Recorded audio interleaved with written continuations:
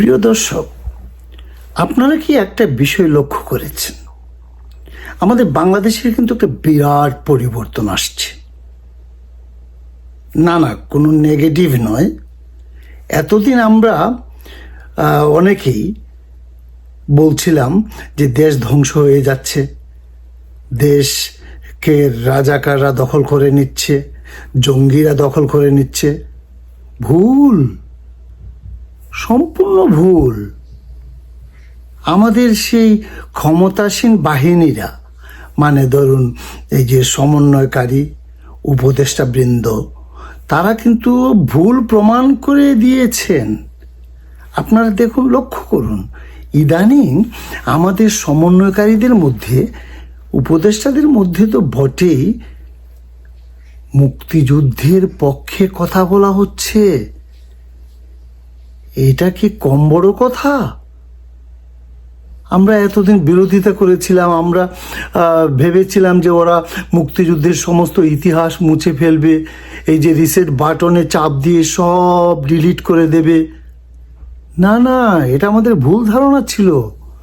দেখুন না, এই যে মাহফুজ সাহেব সেদিন কি একটা বাণী দিলেন সোশ্যাল মিডিয়াতে, বাংলাদেশের জন্মকে অস্বীকার করে রাজনীতি করা যাবে না। শুধু তিনি নয়, অনেকেই। ও যে আমাদের রেজওয়ানা ম্যাডাম আছেন না, উনিও তো কি যেন বলেছেন, কোনোদিন কিন্তু ওনার মুখে শুনিনি। উনি তো সবসময় সুন্দর কথা বলেন, সুন্দর করে মিথ্যাকে সত্য, সত্যকে মিথ্যা বললেও মানুষ বিশ্বাস করে, কিন্তু উনি নিজেও মুক্তিযুদ্ধের কথা বলেছেন। তাহলে আমাদের আর দুশ্চিন্তার কোনো কারণ নাই, সব কিছু পজিটিভ হচ্ছে, মুক্তিযুদ্ধের জয় জয়কার হচ্ছে। তাহলে আমরা আর কি চাই? আমরা তো চাই যেন বাংলাদেশের ইতিহাসকে মুছে ফেলা না হয়।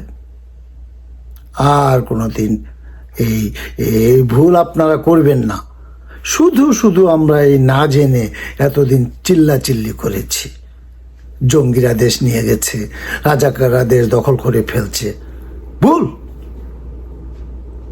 তারা কত সুন্দর গুছিয়ে এনে সময় মতো তারা এখন প্রচার করছে। ও ভালো কথা, আপনারা জানেন কি যে আমাদের ওই যে জামায়াতে ইসলামীর আমির সাহেব আছেন না, ডাক্তার শফিকুর রহমান, উনি ডাক্তারি করার সময় পান না এখন কিন্তু কয়েকদিন আগে কিন্তু আমি একটা ভিডিও দিয়েছিলাম।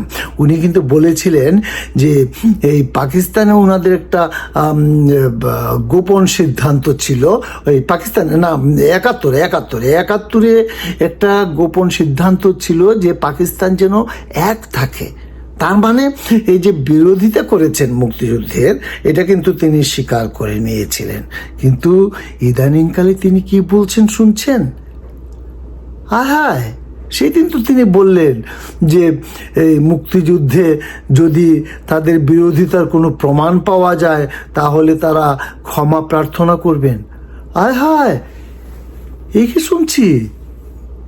জামায়াতে ইসলামীর আমির স্বয়ং বলছেন মুক্তিযুদ্ধে তাদের বিরোধিতার কারণে তারা এখন ক্ষমা প্রার্থনা করবেন।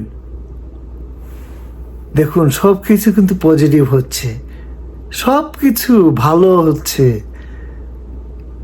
আমাদের জননী জন্মভূমি আবার সুন্দর সুফলা সুজলা শস্য শ্যামলে ভরে উঠবে। দেখুন, আরো কত পজিটিভ খবর। আমাদের এই যে জুলাই আন্দোলনে যারা মরেছিলেন, নিহত হয়েছিলেন, ওনারা সবাই একে একে ফিরে আসছেন। আচ্ছা বলুন, এর চেয়ে পজিটিভ আপনারা কি চান? একজন মানুষ মারা যাওয়ার পর ফিরে আসছে, তার পরিবার কত আর্তনাদ করেছে, কান্নাকাটি করেছে, এখন হাসিতে খুশিতে তাদের পরিবার আনন্দে ভেসে যাচ্ছে। এর চেয়ে আর পজিটিভ কি হতে পারে? সব কিছুই পজিটিভ হচ্ছে।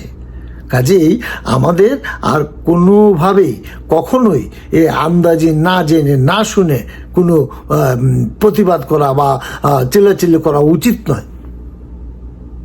কিন্তু আমার মনে একটা খটকা এখনো থেকেই যাচ্ছে এই যে কিছুদিন আগে যে এই যে জুলাই স্মৃতি ফাউন্ডেশন নামে একটা করা হয়েছিল, যারা ওই এই জুলাই অগাস্টে যারা মৃত্যুবরণ করেছেন বা আহত হয়েছেন, নিহত হয়েছেন, তাদের পরিবারকে আর্থিক সহযোগিতা করার জন্যই তো এই ফাউন্ডেশনটা। এবং অনেকে হয়তো অনেক টাকা পয়সা দেওয়া হয়েছে, যাদের পরিবারে সন্তান পিতা মারা গেছেন, তাদেরকে কত টাকা দেওয়া হয়েছে আমার মনে নাই, টাকা দেওয়া হয়েছে। আবার যারা আহত তাদের চিকিৎসার জন্য বা খরচের জন্য অনেক টাকা দেওয়া হয়েছে। আচ্ছা, যারা আহত হয়েছে তাদের চিকিৎসার জন্য টাকা দেওয়া হয়েছে, সেটা ভালো কথা, কিন্তু যারা মৃত্যুবরণ করেছিলেন তাদের টাকাটা কি এখন ফেরত নেওয়া হবে নাকি? সেটা হলে তো একটা সমস্যা হয়ে যাবে। ইতিমধ্যে হয়তো সে পরিবার অনেক টাকা খরচও করে ফেলেছেন। এই যে যিনি মারা গেছেন তার পরিবারকে ধরুন 5 লাখ টাকা দেওয়া হলো, এখন তো সেই তিনি আবার ফিরে আসছেন, তাহলে কি হবে? না না না, ইদানিং আমার মাথায় উদ্ভট প্রশ্নগুলো আসে। আপনাদের কাছে কি কোনো উত্তর আছে? ওই টাকাটা কি ফেরত নিয়ে আসবে আবার? নাও নিয়ে আসতে পারে, হয়তো ভবিষ্যৎ আন্দোলনে যদি মারা যায় অ্যাডভান্স দিয়ে রাখলো। সে যাই হোক, তো আমাদের সব কিছু পজিটিভ হচ্ছে, এটাই বড় কথা। তো আপনারা সবাই ভালো থাকবেন, সুখে থাকবেন, শান্তিতে থাকবেন।